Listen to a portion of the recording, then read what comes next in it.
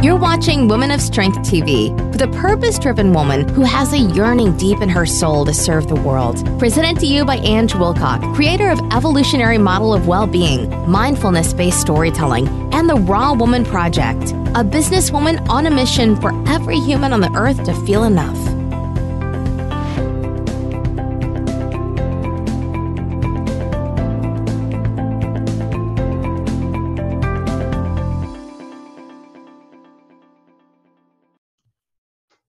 Hi and welcome to another episode of Woman of Strength. And as I always say on every one of these interviews, I've got yet another amazing woman that I'm going to be interviewing today. And this lady is called Dali Rivera. And Dali is amazing. So welcome, Dali. Thank you for having me. I'm really excited. Oh, thank you. Now, I'm just going to tell our listeners a little bit about you, Dali. So Dali is an anti-bullying and diversity educator who teaches people to prevent bullying by debunking stereotypes. She's also a military veteran, speaker, parent, and to 2 young girls and a wife of a disabled veteran. She is the creator of Embracing Differences and Debunking Stereotypes, a program that teaches people how to identify change and debunk stereotypes in order to improve children's academic achievement, self-esteem, and likelihood of having a more successful life in adulthood. Her teaching methods reinforce the embracing of people's differences, from learning about cultures to learning and physical disabilities, thus creating the perfect recipe to create future adults of those that close the inequality gap. Now, I'm going to have to apologize for my reading of this, but basically what I'll do is I'll allow Dali, because she has an amazing story to tell about what she really does. Because as we know, Woman of Strength it's all about being authentic, and then we do make mistakes. And when I'm reading off a piece of paper, my eyes just sometimes don't see all the words jumping off. So welcome again, Dali, and apologies for my reading about who you are, but I know that we're going to get to know you really well on our call today. So the first question I always ask all of my guests is, could you please tell us a little bit about your journey to become this woman of strength? Well, don't worry about the reading. You did better than I would have done reading it. Thank you. Very gracious. So how I came to that point, I think really it was a lot of experiences from a young age. So a little bit about me. I'm the eldest of 6 kids from a single mom. Well, single up until I was 14. And we went through a lot of struggles, and those struggles allowed me to see the world in a different way, not so innocently. And some people, sometimes they tell me, oh, I'm so sorry, that's so sad, but I don't feel like it was sad. I feel like it was a blessing in disguise. And, you know, having gone through the hardships that we went through wasn't fun, or, you know, like I in a way, I don't wish it upon anybody, but in a way, if you're going through it, I hope that, you know, people kind of embrace it, because out of everything negative, I've always learned that there's always a positive. So I'm, again, like the oldest child of 6 kids. My mother from Nicaragua and my father, and they came to the U.S., you know, for a better life, like a lot of immigrants do. And unfortunately, my dad was very violent and abusive. And he really controlled my mother and subjected her to a lot of, you know, just not good stuff, like, you know, the way that he treated her and us. And then, you know, he left, and it was like oh, thank goodness. You know, well, some kids are like, oh, my parents are getting divorced. We were like, oh my gosh, thank God, you know. And then knowing very well that, you know, we were going to struggle and everything, we embraced it and we did the best that we could. So I wanted to be the helper. I've always, maybe that's an older kid thing. You just want to help everybody. And through helping, wanting to help myself and my mother, I enlisted in the military. And when I enlisted in the military, I told myself, you know, I'm going to go out there and I'm going to do something awesome and different, because I'm a girl and I'm tired of people treating me like I need to be behind this desk, or, you know, like doing these girly jobs that people always refer to. So I decided to become a mechanic in the military. And I fixed like all these tanks and trucks and all sorts of stuff. So I worked in a predominantly male industry. I mean, the military alone, that's very masculine. You're So I very didn't go into the right. So I yeah. ended up being like one or two females out of a company of maybe 10 at most. But in my own department, I was either the only one or one of two. And that was a challenge. And, you know, I went through my own challenges, you know, hardships with my career, but I did really well because fortunately I had a great mentor, and my mentors ended up being male, because that's pretty much, you know, the leaders were mainly males. Mm. So I learned a lot, and it was not easy. I mean, would I do it again? I think I would, definitely, because it really, really taught me to not be scared of authority. And I think that our young kids today, you know, the kids who follow that straight line, like me, I was that kid who didn't want to veer off. You kind of limit yourself in life by always following that straight line, because if you don't come off of it, you don't know what else is out there and how to maneuver it.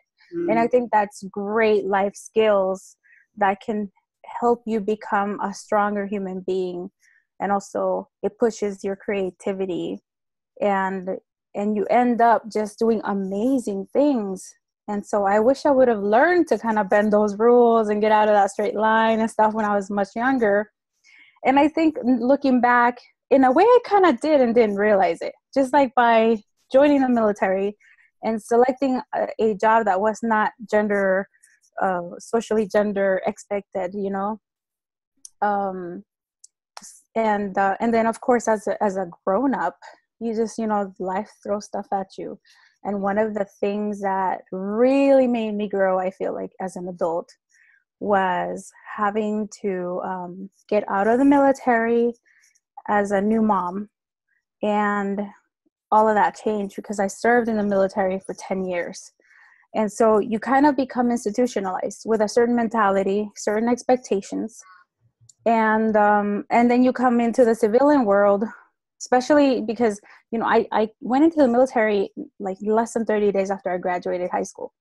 Gosh. So yeah, it was, Yeah. I turned 19 in South Korea.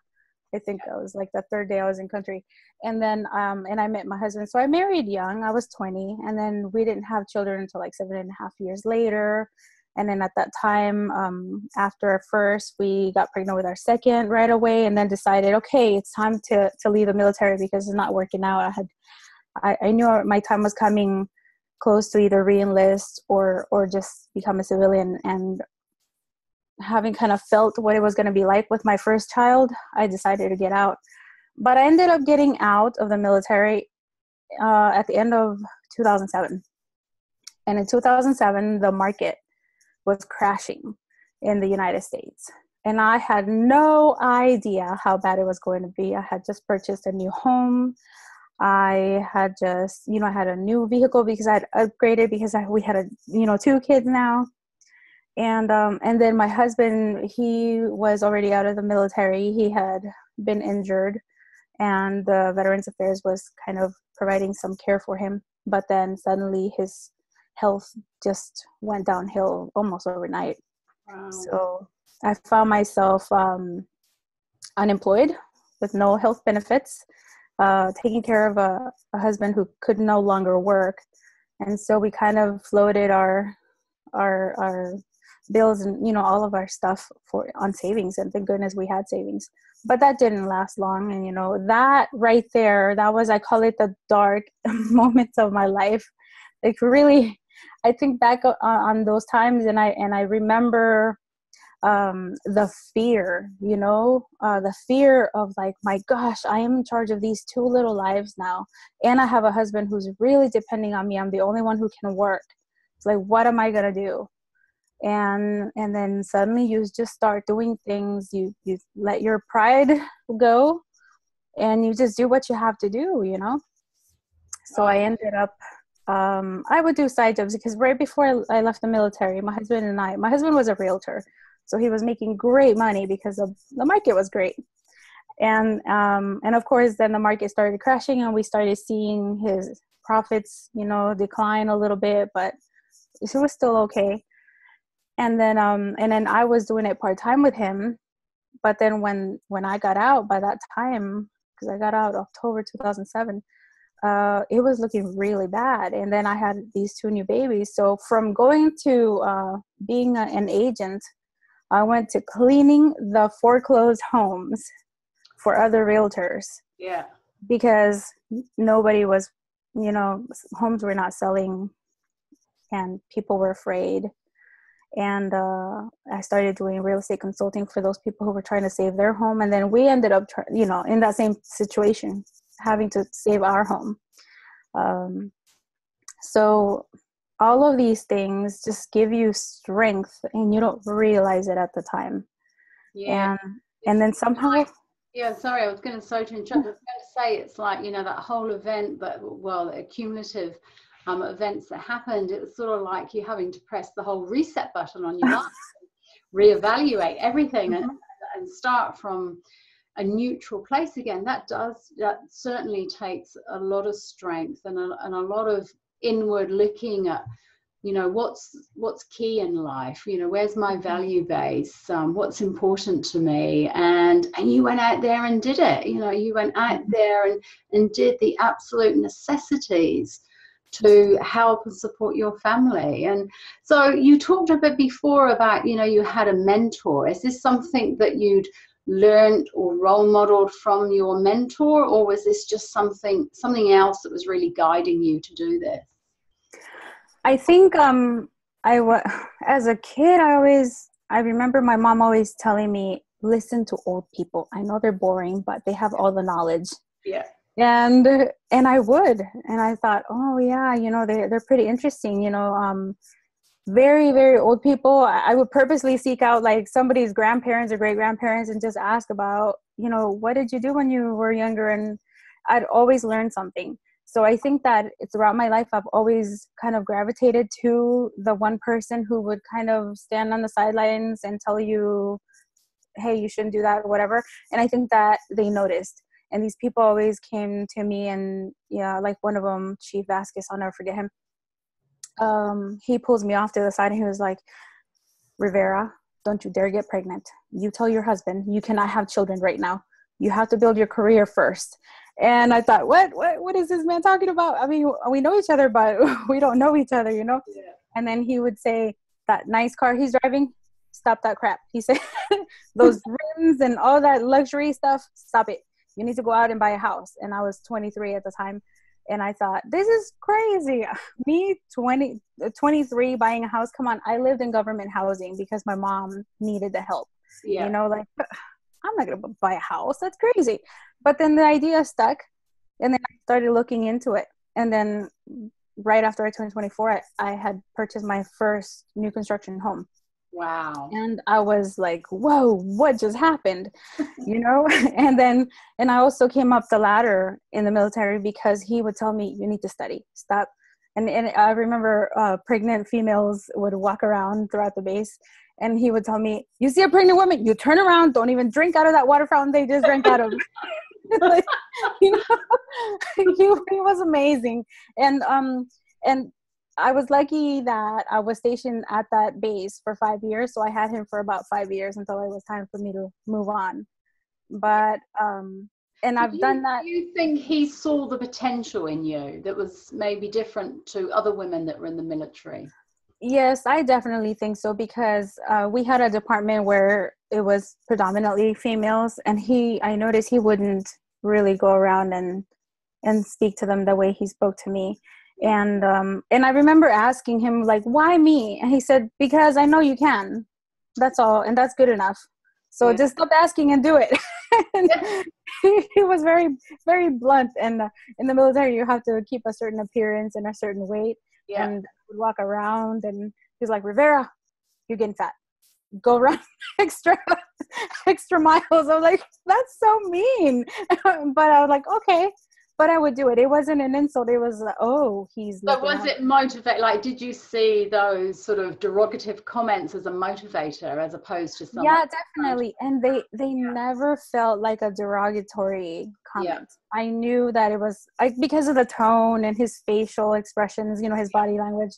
It was always like, hey, don't get caught up, in that we called it the line of shame, because you had to get like measured for your body fat content, and it was just horrible.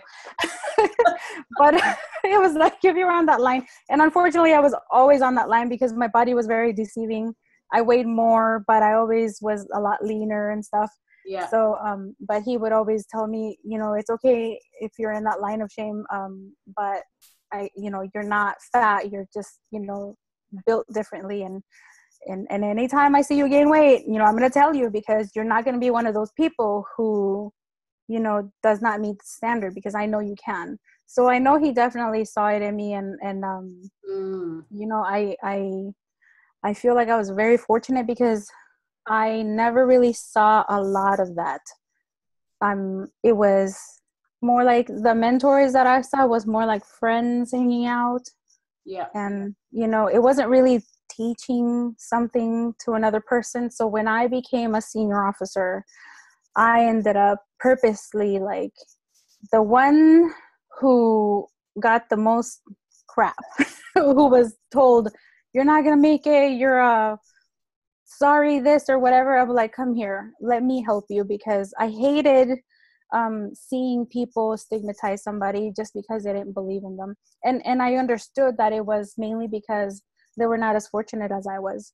They were not lucky to have good role models around them. And some of them, a lot of these kids came from really unfortunate circumstances. I mean, some of them were trying to get out of gangs. They were trying to get out of bad neighborhoods. Some of them had gotten a girl pregnant early and didn't graduate high school and wanted to turn their life around to not become that bad statistic. So if they were willing, then I would help them the way that Chief Vasquez had helped me. And I remember another warrant officer Chief Wangus, who also, when I was just a little private in the military, he would always tell me, go for the hard jobs that nobody wants, because you know what, that's going to make you stand out, and it's going to suck, but you know what, it's going to pay off. And I was like, oh, why do you have to tell me that? Because now it's going to be in my head, and I'm going to do it, not because I want to, but because I know it's the best thing for me. What great advice, though, isn't it? People do give us great advice and great support, but we don't always act on it. But there was something about you that was like, I'm going to do this. It might be crap, it might be awful, but I'm going to do it. So where did you learn that? Where did you learn that when you were given that challenge, you wanted to take on that challenge rather than throw it back at the person? I think it started in high school. My sister, the one that follows right after me, we're almost a full year apart, and we were very, very competitive. And I noticed in high school that I always admired her smarts, especially in mathematics, because I sucked at it. I just struggled, and to this day I still do. And I would just watch her, and I would see what she would do, and like, I've got to do what she's doing, because it would really get to me. Like, I have to be just as good, because I just have to. And then I think it was until junior year where I realized, oh my goodness, I am competing against my sister, and she doesn't even know it. And I remember that year I told her, and she said, well, good. And she said, bring it. And so I realized, even in PE and physical education, if I saw a girl running really fast and she was ahead of me, I would just slowly start picking it up, and I would want to vomit on the side of the road or whatever, but I was like, I'm going to catch up to her. And I would. So I think it just, like, I was born with it. And then once I realized that I had that, I just didn't, I think I embraced it, not knowing that I had embraced it. Yeah. And yeah, I just went with it, and I thought, oh, I hate it because I know it's going to be rough, but I want to be the best. And also, I think that the fact that my mom was that single Latina mother with 6 kids, I hated that. Oh, you must be Catholic or Mormon because of all the babies, or you must be Mexican. We're like, we're not even Mexican. We're like, we're not even religious like that. Like, you know, we're not Catholic or whatever. But like, I hated the stereotype that came, the negative stereotypes with certain, I guess, labels that we were put on us. So I wanted to debunk them. From an early age. Just like when I was really, really little, I remember my mom in Nicaragua, we lived in a corner lot, and I wanted to go out and play with the boys. And I remember vividly, I was like 5 or 6. My mom would not let me go out and play with the boys. And I would ask, why can't I go out and play with the boys? And like, because you're a little girl, you have to stay nice and clean, and you're delicate. You can't do that. Yeah. And I was so angry. I was this angry 5-year-old. I was like, how dare you tell me I can't just because I'm a girl? Yeah. And I don't know, maybe that's where it really started. But yeah, it was from a very young age. And so that brings us up to today. So tell us more about what you do today, because like I said, I stumbled a little bit at the beginning and people might be a little bit confused. So you can give us that clarity that I wasn't able to do. No problem. Happy to do so. So after the military, I went and got my undergrad and graduate education in women and gender studies. And my concentration was in leadership and social policy because I was very interested in learning about the policies that are put in place in governments that help or deter women from progressing.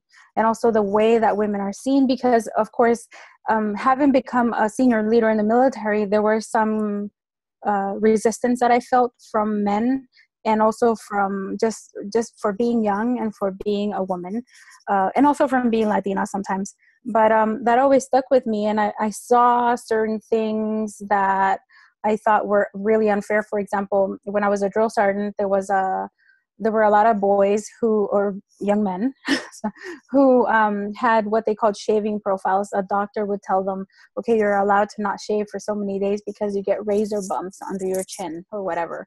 And then I remember it was okay, you know, as long as, I mean, some leaders hated it, but it was okay because the doctor had provided the note. But I remember this one girl, she had razor bumps. I'm sorry, not razor bumps, heat bumps from sweating too much under her bun, yeah, right at the crease of the neck. And the doctor gave her a permission slip to let her hair down so that the sun would not burn the back of her neck so much and she wouldn't get those heat blisters. And I remember the sergeant major flipping out.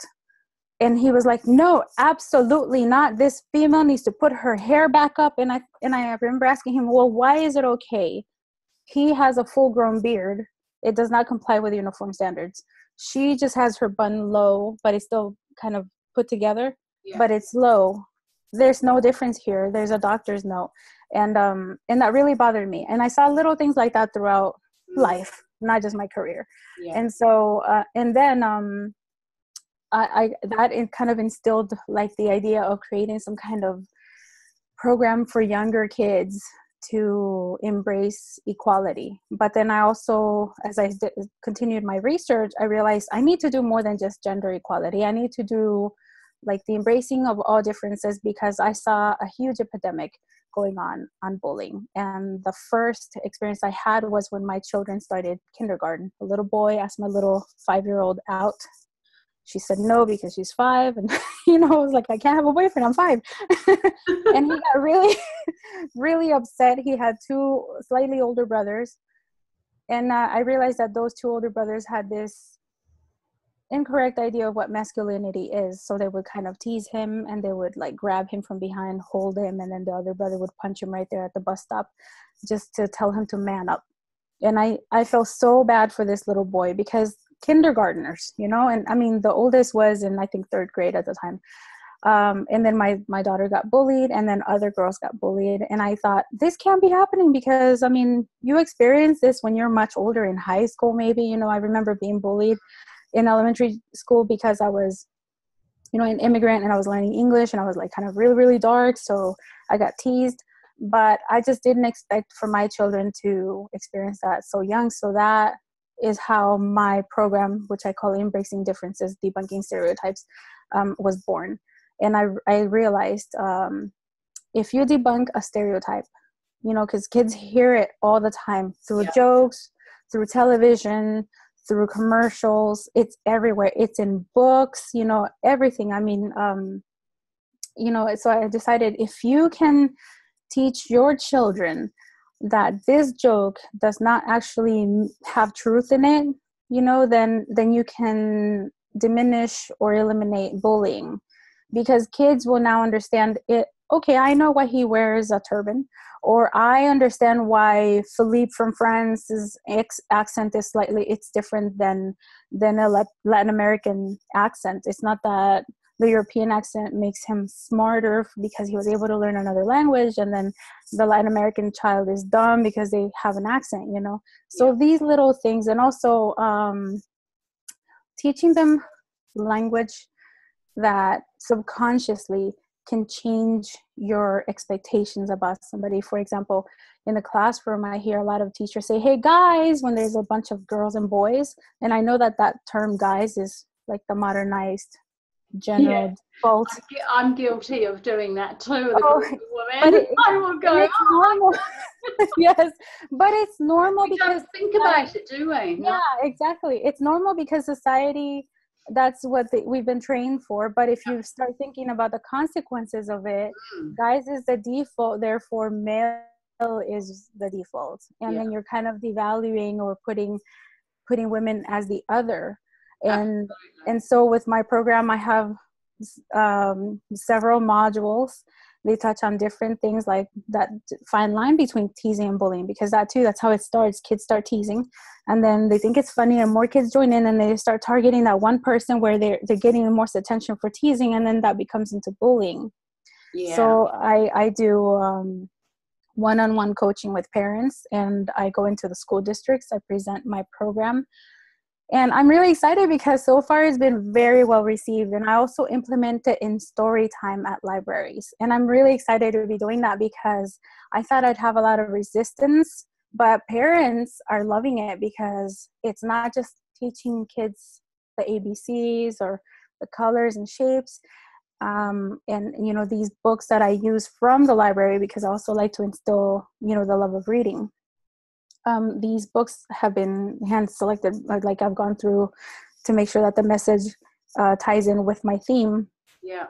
And so far it's been very successful. So that's what I've been doing. And hopefully these kids, these schools that are accepting my program at the elementary school level, hopefully these kids will have better academic achievement, because you have like 165,000 children in the US every day who miss school just because they're trying to avoid a bully.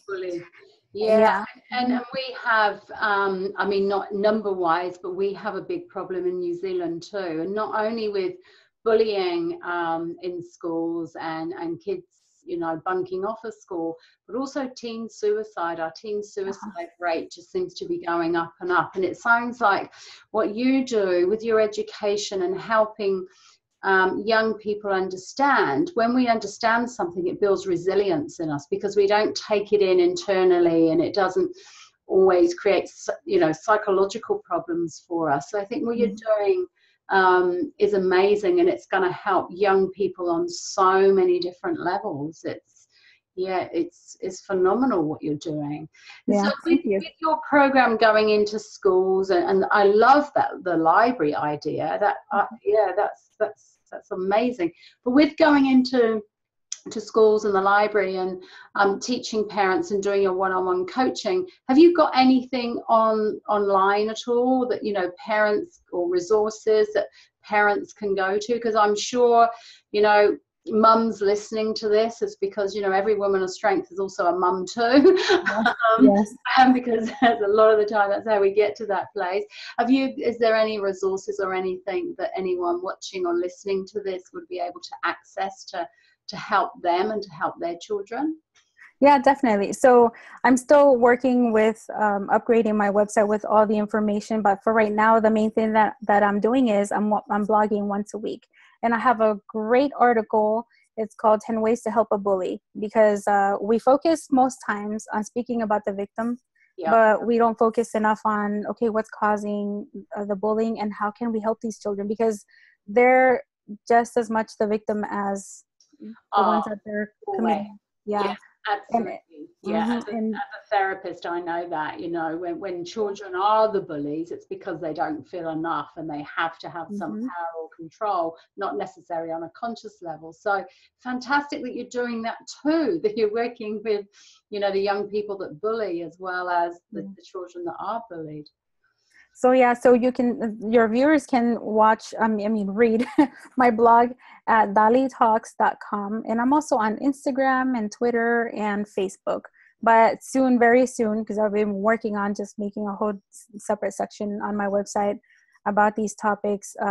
It'll be coming up very soon. But so stay tuned. And I hope that people reach out. I mean, you can go onto my contact page and just email me if you have a question or if you would like me to write about a certain topic that you're very interested in.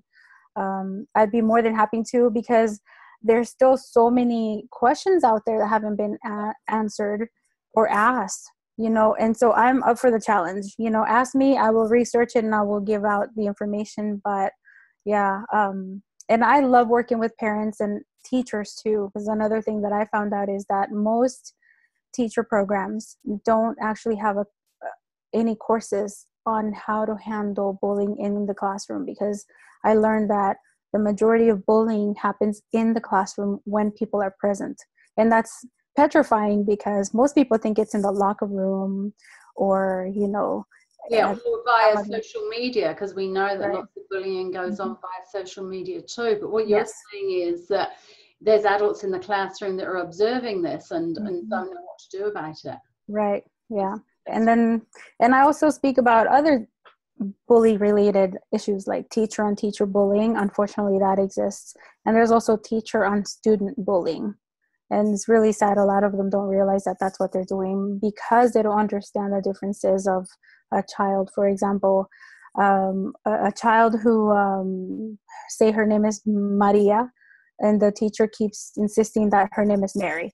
And the child keeps saying, hey, respect my name. I am, my name is Maria. And they're like, no, your name is Mary because you're in the United States. It's like, wow, you're really, really disrespecting this child just because you feel entitled because she's not a native, all sorts of topics. And, I love what I'm doing too, because I know that it's making a difference. And hopefully, they ask you, what is like your wildest dream?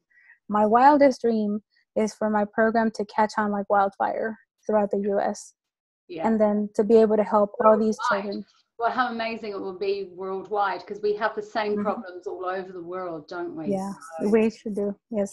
So just remind us again, where can our amazing mothers that are watching and listening to this find you again? At dalitalks.com, and that's DALI, T as in Tom, ALKS.com. And I'm on Facebook, Instagram, and Twitter. Same Dali Talks, after the whatever.com. Thank you so much. And what you're doing is, like I said, it's amazing. So keep up this great work, because we need, resilient young people, because they're going to be leading our future, aren't they? And so people like you that are doing this wonderful work with them are just invaluable. So thank you, Dali. Thank you so much. You're welcome, and thank you so much for having me. This is very exciting. Thank you.